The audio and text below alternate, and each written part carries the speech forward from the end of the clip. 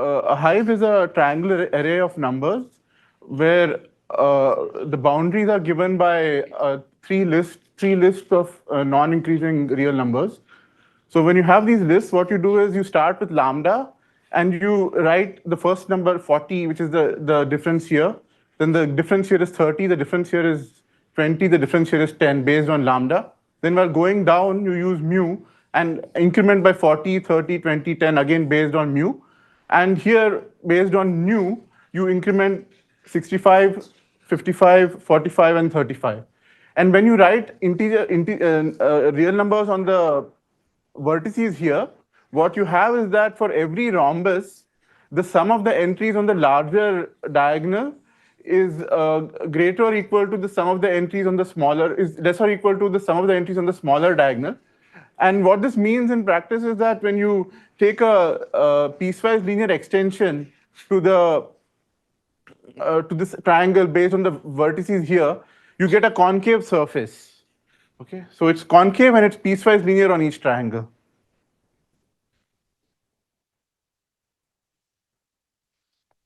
So Knudsen and Tao invented hives and used them to prove the saturation conjecture for Littlewood-Richardson coefficients. Together with the work of Klartag, this implied the Horn conjecture, which gave a description of the possible spectra of x plus y when the spectrum of the Hermitian matrices x and y are fixed n-tuples of real numbers. So this is an equivalent description of a hive. What you do is these vertices here now represent the gradients of the piecewise linear function on the little triangles. So you see here that this is actually a vertical line segment, and that is because the top triangle and the triangle immediately below it share a horizontal edge. And that means that when you look at the difference between the gradients on those two faces, you will get a vertical line. And this also, the same argument can be shown to give you that all the angles are 120 degrees here.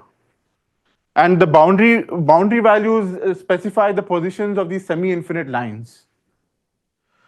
So in representation theory, which was the original motivation for coming up with hives, the number of integer points in these number of integer hives with these constraints are Littlewood-Richardson coefficients, which are tensor product multiplicities of GL and C.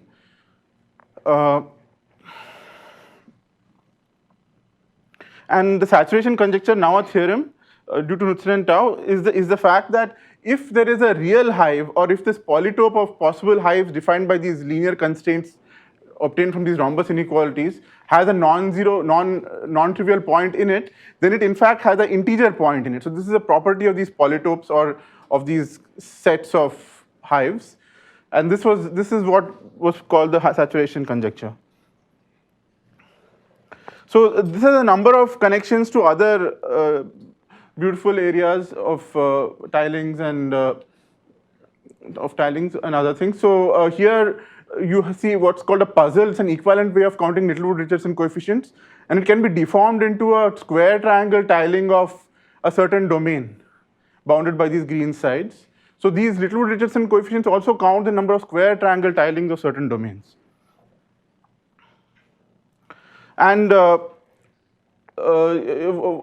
traditional way of, or maybe the older way of computing Littlewood-Richardson coefficients was by counting so-called LR skew tableau. So these are tableau where, so this is written upside down. This is the fourth row and this is the first row. But basically, this is a skew tableau, and the constraints are that each row left to right is monotonically increasing, and each column bottom to top is strictly increasing. And also there's this LR constraint, which is that when you read from right to left, bottom to top, the number of ones you encounter at any time is greater or equal to the number of twos you encounter, and so on. So when all of these constraints are held, it's called a LR skew tableau.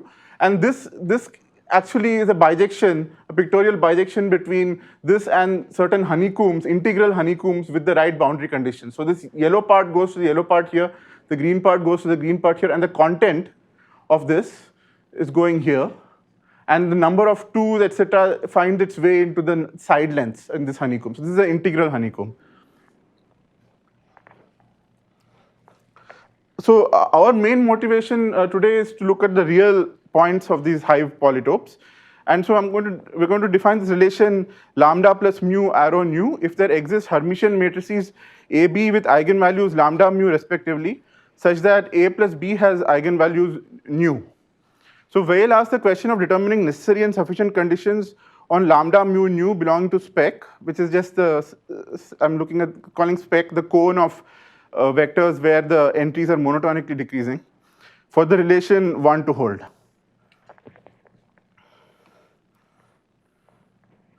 So as conjectured by Horn and proved by Klartag, Knudsen, and Tau, this polytope, or rather this set of possible spectra of the sum is given by a certain polytope called the Horn polytope, and it satisfies at least one linear inequality based on the traces of the matrices, but also there's a set of recursively defined linear inequalities known as the Horn inequalities.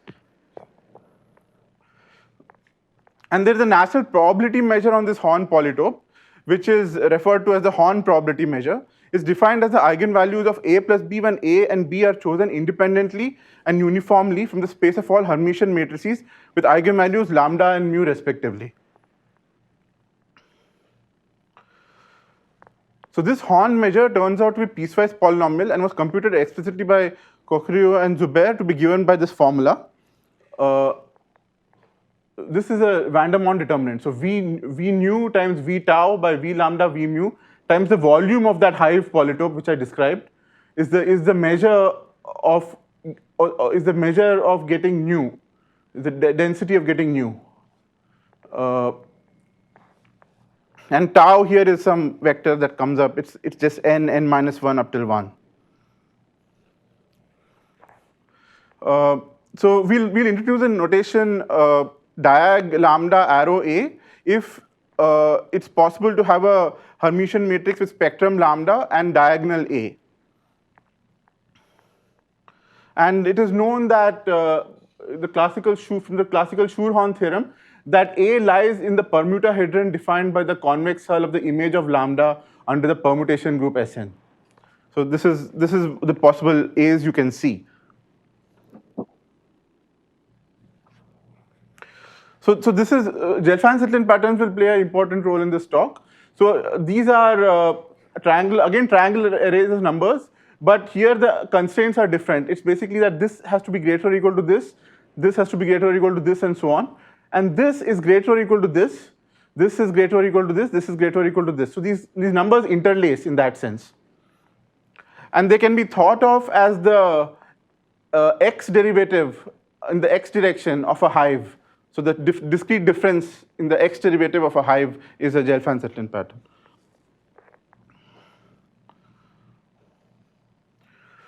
So here is a specific example of a Gelfand-Tsetlin pattern. Here we are starting with 15, 5, minus 5, minus 15, and the A that it witnesses, which is actually 3 is 3 minus 0, and 4 is the sum of here minus the sum of this, which is 7 minus 3 equal to 4, and so on. So that's how you get A. It's the diagonal associated with this Gelfand-Tsetlin pattern.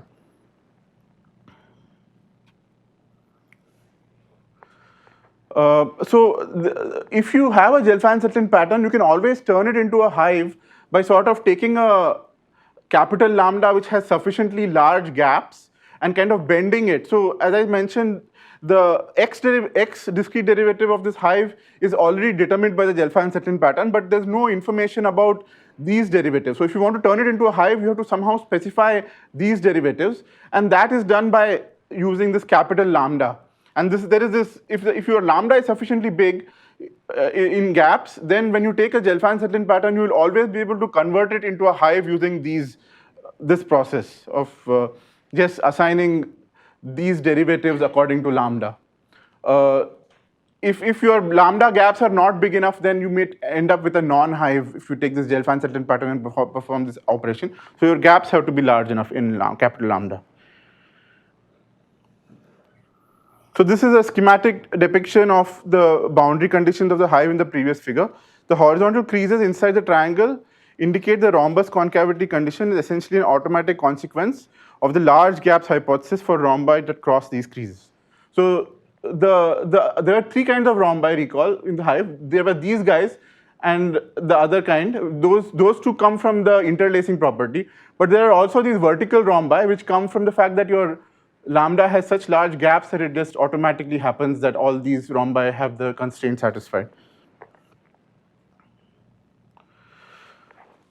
So here is a hive. So here we have, it's the same hive that I showed in the beginning. It's 0, 65, 55, 45, 35 is the gaps, and here the gaps are 40, 30, 20, 10, 40, 30, 20, 10. And this witnesses the fact that there exist three Hermitian matrices with eigenvalues 40, 30, 20, 10, 40, 30, 20, 10, and 65, 55, 45, and 35. So the sum of the first two is equal to the third.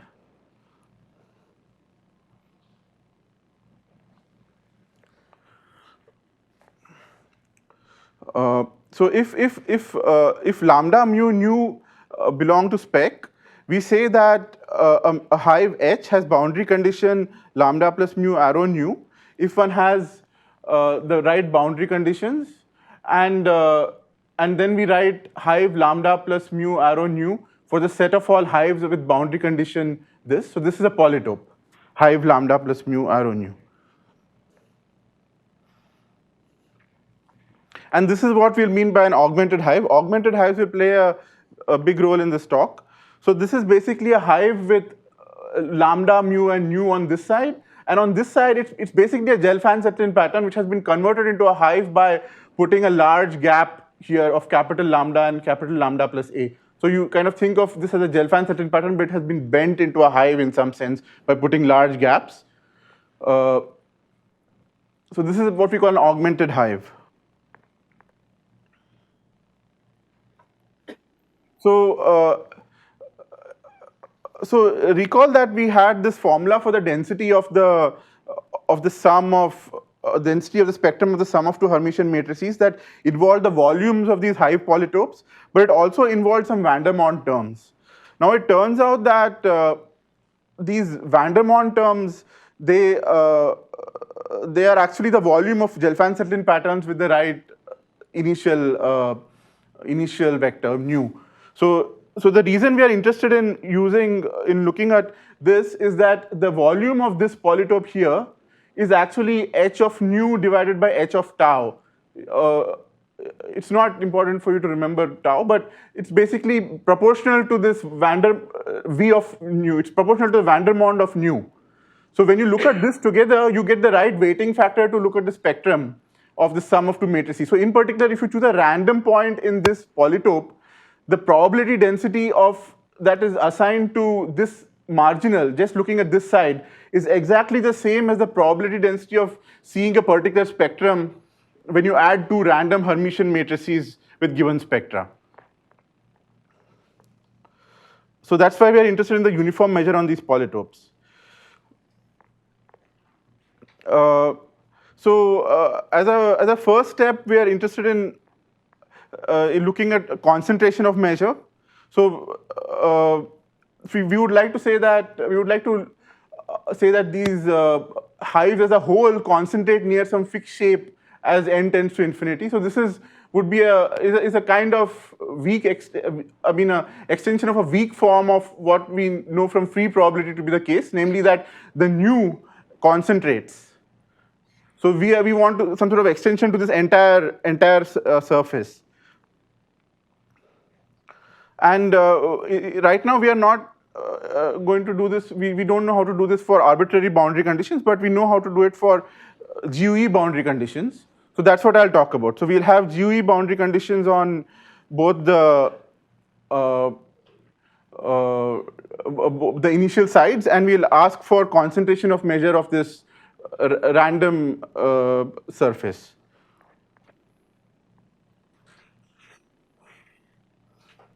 So to establish normalization conventions, we'll define a GUE random matrix to be a random Hermitian matrix where the entries are independent complex Gaussians of mean 0 and variance 1, and the diagonals are independent real Gaussians of mean 0 and variance 1 independently for all I less than j. So as is well known, if sigma is greater than 0, then the eigenvalues of this GUE are governed by this distribution. So this has a V lambda squared in it. This is the GUE spectral measure.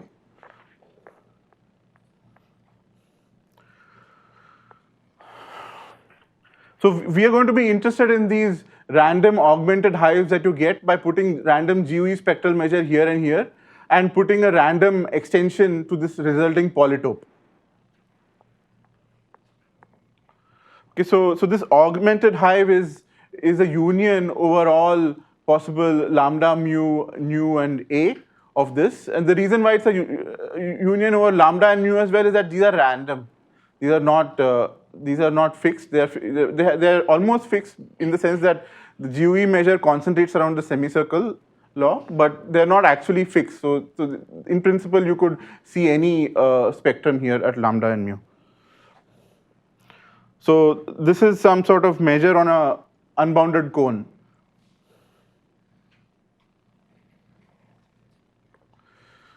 So on the slices, however, so when you once you fix lambda and mu, you get a uniform measure. So it's a measure on an unbounded cone, but once you fix two sets of parameters, lambda and mu, you get a uniform measure.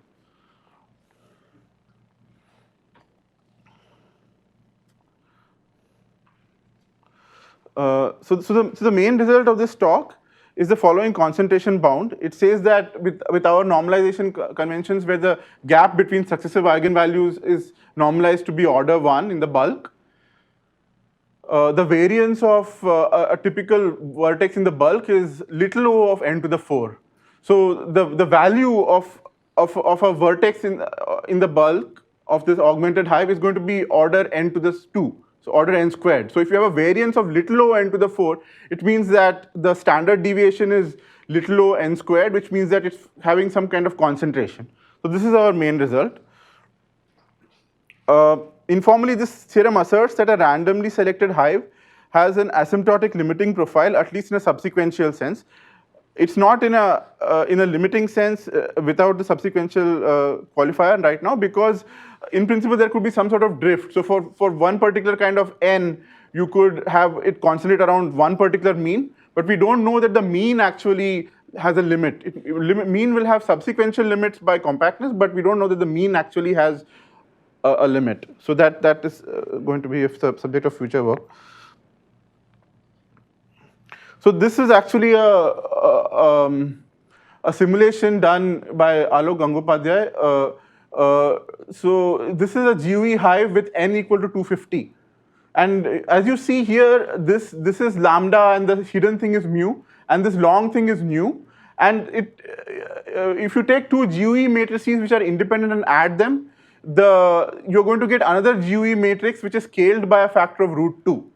And that is why you see that this is roughly √2 times this and this. So the spectrum at least worked out right, and we did check it. So the simulation is correct to the point that if you measure the third side, it works out exactly like the first two sides and scaled up by a factor of √2. But we don't know the shape of the hive, which is something we are interested in. How is the simulation done? So how do you sample? So that you will see in the rest of the talk, because it's not by Glauber dynamics.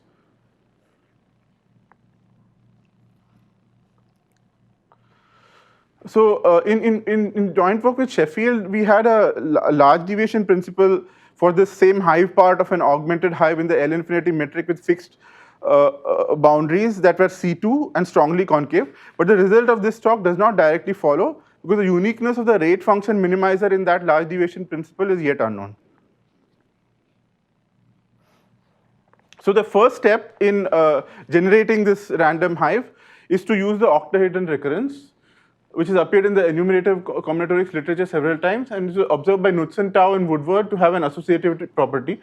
So if you take two hives on the top of a tetrahedron and apply the octahedron recurrence, what you get at the bottom two sides is two other hives which are related in this fashion, with the boundary conditions matched in this way, and this is related to the trivial associativity that Hermitian matrices addition satisfies.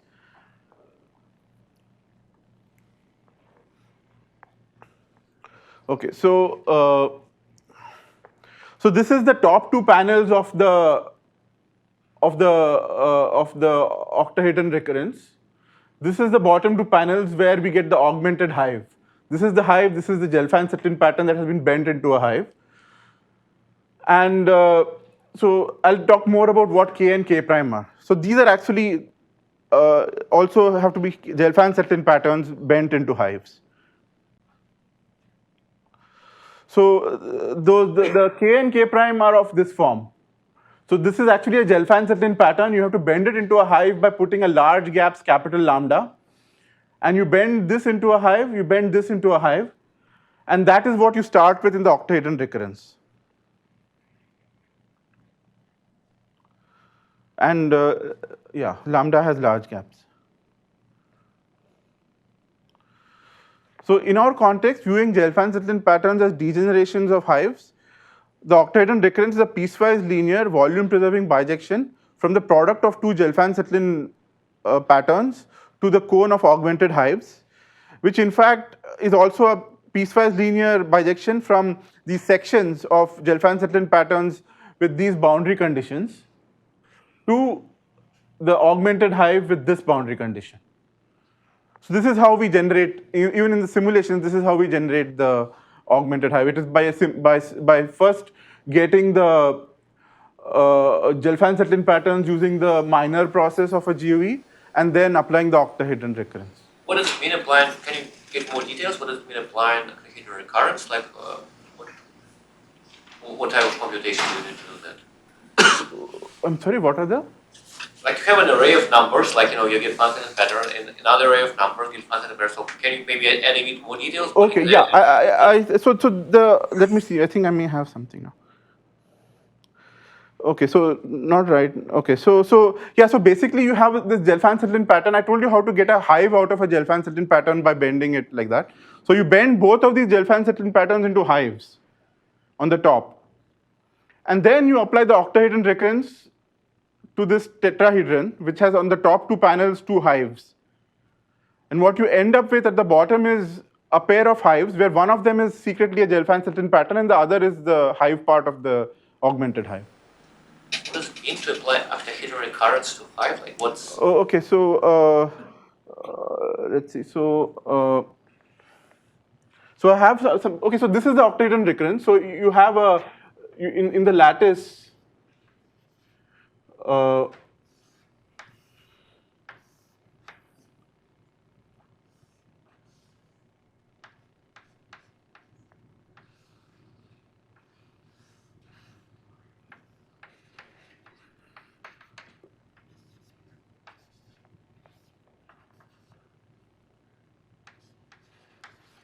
So the octahedron recurrence is this recurrence which says f is equal to so a plus f is equal to max of b plus c and d plus e. So you at any time you have a, b, d, c, and e, and then you move downwards in the tetrahedron. The tetrahedron looks like this. So at the top you have this. You have these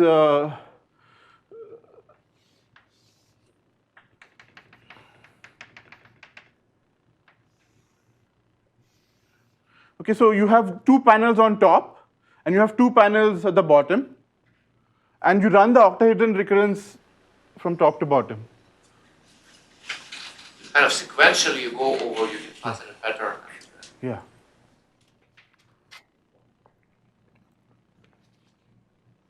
But there is a closed form for this octahedron recurrence, which is due to a theorem of Speyer, which says that it's actually given by the weight of certain maximum matchings.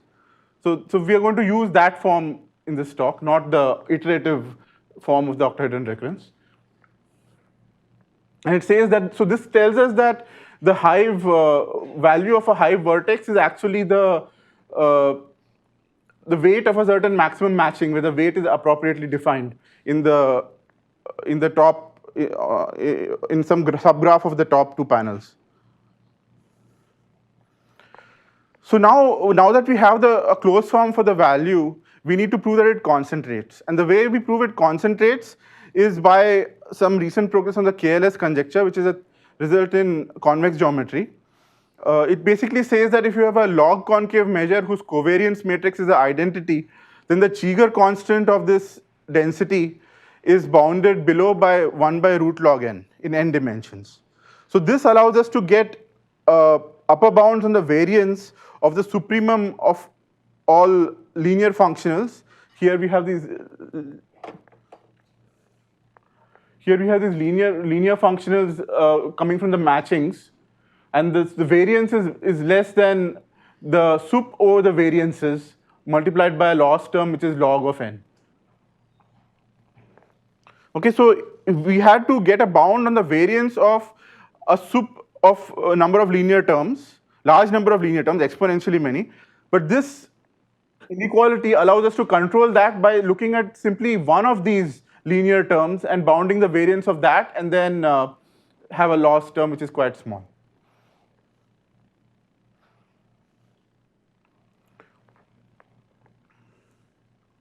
So in view of this lemma, it would now suffice to establish the variance bound. Variance of W is order of n to the 4 minus c for some positive constant c. The additional factor of n to the minus c is needed to overcome the logarithmic loss in the preceding lemma. And this is a variance estimate for linear statistics in the GUE minor process. So earlier we had some convex function of minors coming from the supremum of overall W. Now it has reduced to a single W. So this is a linear statistic of the GUE minor process.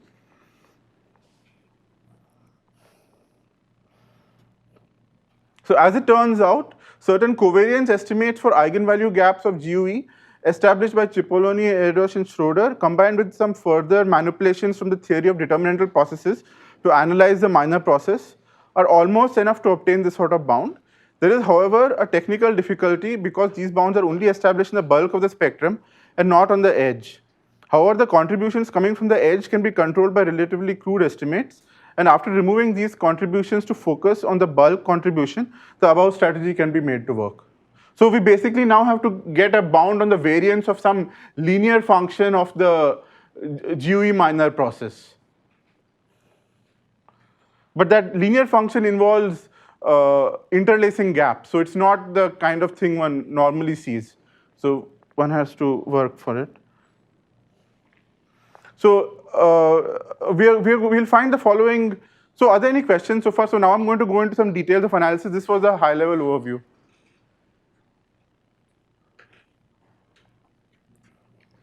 Okay. So we are going to establish a useful Poincare inequality over log concave measures. Namely, we show that the variance of a function f is bounded above up to constants by the expectation of grad f squared multiplied by the operator norm of the covariance matrix of the density involved, that is log concave density involved, multiplied by a loss term which is log n. So in particular, if you have an isotropic log concave measure which has a covariance matrix of identity, then this is 1. And what this is saying is that the variance of f is less than the expectation of grad f squared up to this log n term.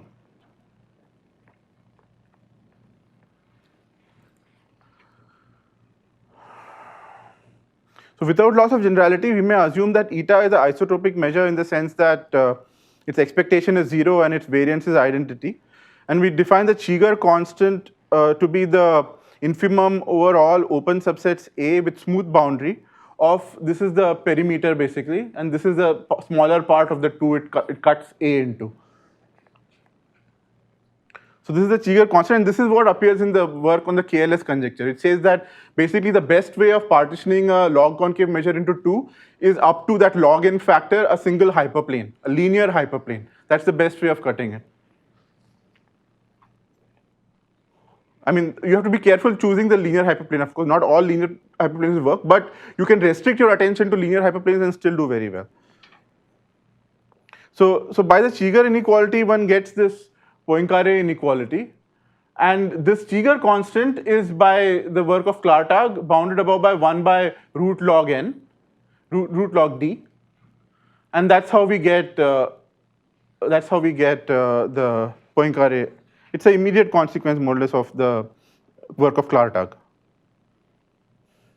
So we'll need a weighted version of this, where along different axes or different subspaces, there is some contraction, or because what happens is when you look at a particular function f, it may have a small gradient in some directions and a large gradient in some other directions, and we don't want to uniformly set the scale, because then you may lose out, and we do need this flexibility.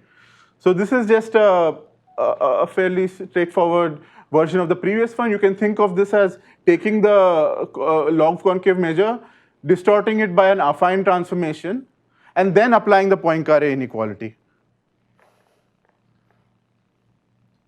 And some linear algebra shows that this is indeed true. So we'll identify a pair of pair k prime of hives with a single function k tilde defined on the square. Even though t and t tilde and u tilde are technically equal to the same set, it's conceptually better to think of these sets as being distinct except on the boundary. So this is the picture that I drew here. This picture. It's a tetrahedron. The labeling is wrong, but the top two panels are shown here, and the bottom two panels are shown here. For us, the top two panels have the two Gelfand-Tsetlin patterns that come from a minor process. The bottom two have the augmented hive.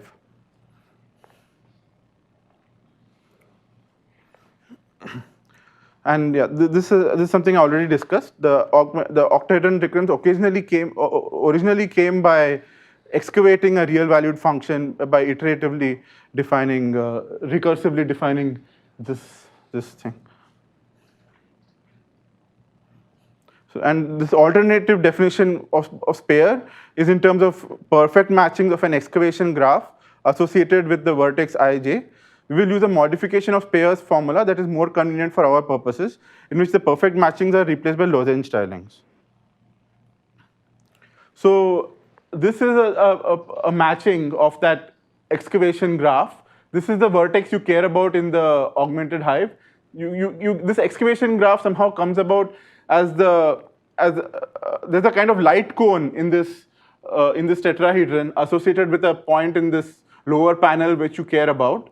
And that light cone illuminates a subgraph here. And that subgraph's matchings are what correspond to the W's that we're looking at. So we're going to take a matching here and turn it into a Lozenge tiling by color coding it based on the orientation of the edges. And these triangles will also play a role. So this particular matching that is in yellow, not very visible, corresponds to this Lozenge and triangle tiling.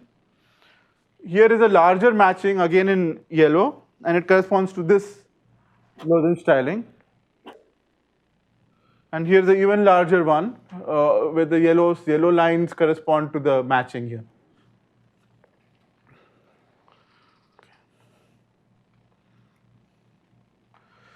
So what are the weights? The weights come from, for the lozenges, the weights are actually the negative of the slacks in the hive on the top panel. So every lozenge is actually a present on a hive, and corresponding to a hive and a lozenge, there is an inequality involved there, and it is negative because it's a concave surface. So this weight is actually negative for each of these red, blue, and green lozenges. The triangles have a weight which is given by 1/3 k tilde b minus k tilde a. So this minus this is the weight of this triangle. This minus this is the weight of this triangle.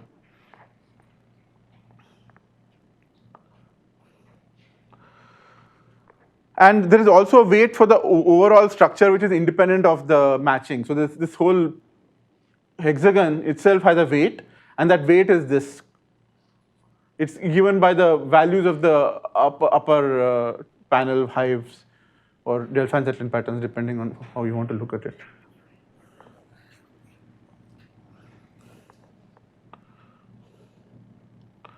So the total weight of a matching is the sum of the weights of the rhombi plus the weights of the triangles plus the weight of the hexagon.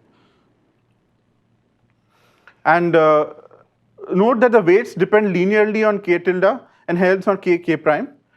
And then you define h tilde of v to be the max of all of these, and this is precisely what the octahedron recurrence also gives. So this is the prescription from the octahedron recurrence. So if you notice this, these red lozenges are not actually derivable without taking into account the capital lambda. And capital lambda was an arbitrary large gapped spectrum, which we don't want to use in these calculations as far as possible. So, so these two come from the interlacing gaps of the Gelfand-Tsetlin patterns of the minor processes. This comes from the something involving capital lambda. So we want to get rid of the red lozenge weights, and this can indeed be done using some combinatorics. So one way of seeing why this is true is to note that the graph of matchings of the set of matchings of this graph are connected under so-called rotations. So this is a known fact for these graphs like this with faces with even sides. And now every time you rotate a matching in such a setting, it turns out that the increment of the blue weight and the increment of the red weight is exactly the same. And this is actually related to the honeycomb 120-degree issue. So if you have a 120-degree honeycomb, then it will turn out that this length minus this length is exactly equal to this length minus this length. So if you rotated these three matchings and got the other three instead, the colors will increment at the same rate. So all the reds will increment by some number, the blues will increment by the same number. The greens, because of the equator, don't quite behave right, but the blues and the reds do behave in the way we want to behave. So this is why this gap is actually independent of the matching, and this is very useful because we can get rid of the red lozenges now. So we have a red lozenge avoiding form. So we have the blue lozenges coming with a weight of 2, the green lozenges, the triangles, and a primed weight of the hexagon. So this is what we want to show now.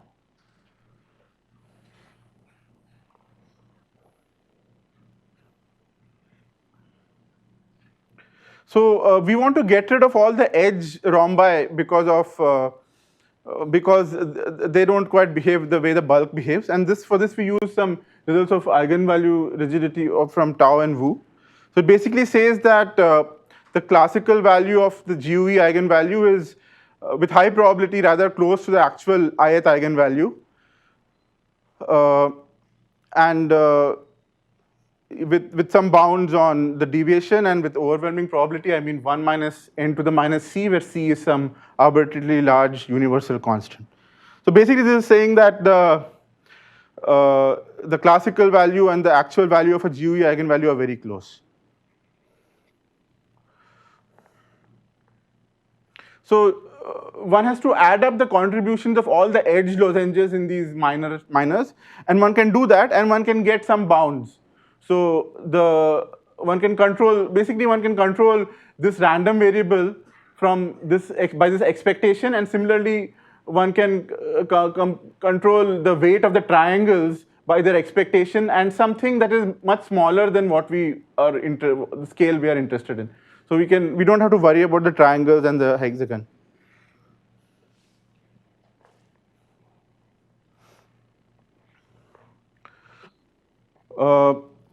So we get some contribution for these edge rhombi as well, where the eigenvalues don't belong to the bulk, so they behave differently, but we can control those. So we'll only focus on the rhombi in the bulk henceforth.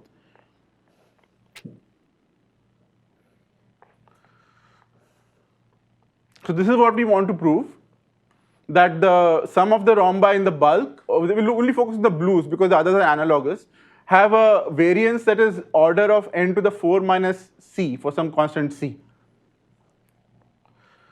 And recall that these rhombi had a weight, blue and green rhombi have a weight coming from the interlacing gaps of these GUE minor processes. So these are not the gaps between the eigenvalues of a fixed level, but the gaps between eigenvalues of two different levels. So for example, if your GUE eigenvalue process is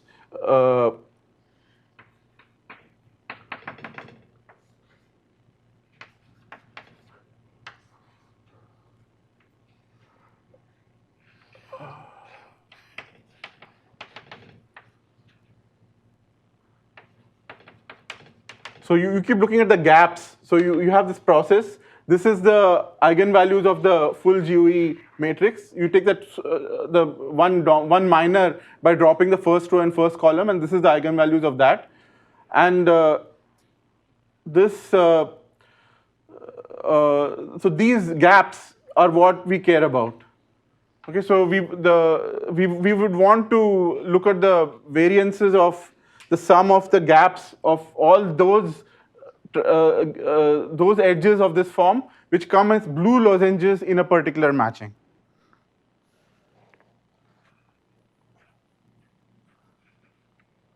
So if to get a good bound on this sum, it's good enough to just look at one level and then use the triangle inequality. So we'll just focus on one level. So this is now a question involving the GUE minor process, but just one level. So the eigenvalues of some matrix and one principal minor. And then we have some subset of these edges, and we're taking their sum, and we want to prove that the variance is order n to the 2 minus c.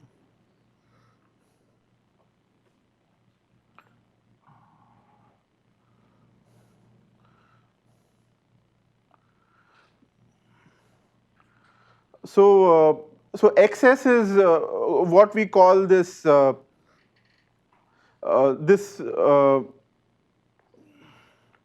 this level. Okay, so XS, we are now forgetting the full matchings all over the place. We're just looking at one band, and we're looking at the sum of the blue lozenges in that band, and we want to get a bound on the variance of the sum of this. So again, when these lower level things behave badly, like they have very small gaps and so on, it becomes unpredictable and hard to control. So we're going to condition on a certain event that is true with overwhelming probability. Namely, the eigenvalues at the lowest level are very close to their classical positions. And secondly, the gaps between successive eigenvalues here are greater than e raised to minus log to the Cn. So this is a very small lower bound, but that is good enough for our purposes. And note that these two sets of inequalities define a convex subset. So this is important for us. And so in order to get a bound on the variance of xs given lambda, xs given e, we can break it up using the law of total variance as the variance of the expectation plus the expectation of the variance. So these are both functions of lambda.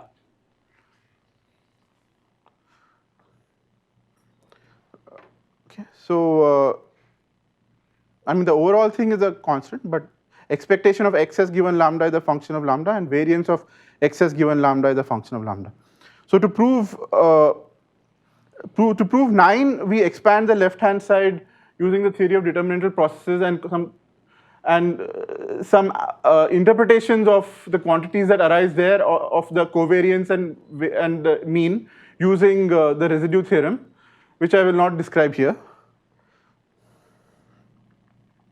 But I'll describe the convex analytic sides of this. So I have to look at the other term now, which is the variance of the expectation.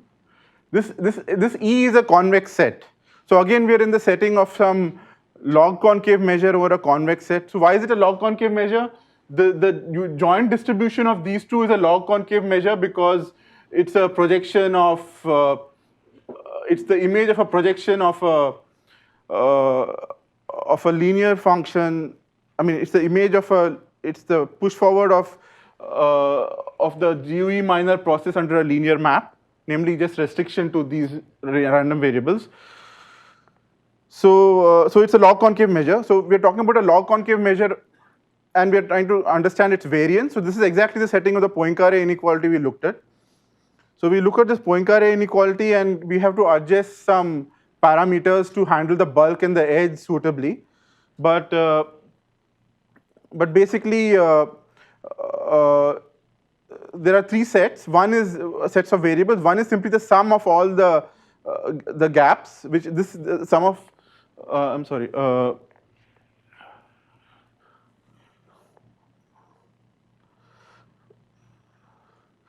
Yeah, the first is just the sum of these things. So it's, this whole picture is invariant under translation, because when you translate these by a fixed number, then these interlacing things also have a distribution that translates in exactly the same way. So we don't have to worry about the first at all. The second is what comes in the bulk. And these we do have to worry about. So we also have to worry about the edge.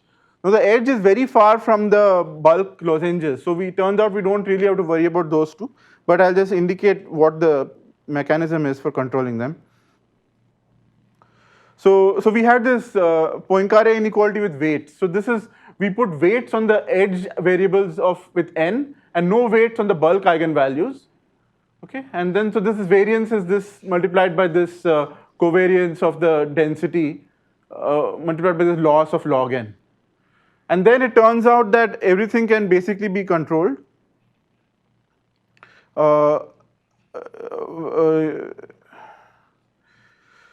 To prove that you get a bound on the operator norm of this covariance matrix, we appeal to some bound due to Cipolloni, Erdös, and Schröder, which tells you the covariance of some correlation decay of just the bottom row. Nothing to do with the second row, just the bottom row has correlation decay for the gaps of the eigenvalues. So we use that, and then we have to get a bound on this expectation, and we get such a bound using determinantal kernels, where J is in the bulk.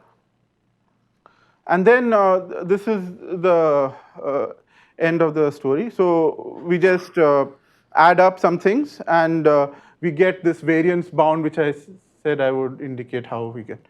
So this is the so this is the end of the bulk of the talk. I'll just mention some open questions. So the question is, what can be said about the concentration of random real-valued augmented hives with general boundary conditions? If they do concentrate, what are the possible subsequential limit shapes? In particular, is the limit unique? In the limit, when one of the boundary conditions is more spread out than the other, the limit shape should essentially degenerate to fractional free convolution powers. See the work of Slack, Tenko, and Tao. Do the local statistics of the random augmented GUE hive process converge either in the bulk or the edge to a known limit? In the case of random Gelfand-Tsetlin process, this limit is known to be essentially the Bouthier bead process. And finally, do random integer valued augmented hives with general boundary conditions concentrate? Again, if they concentrate, what are the possible subsequential limit shapes? And in particular, is the limit unique? So thank you for your attention.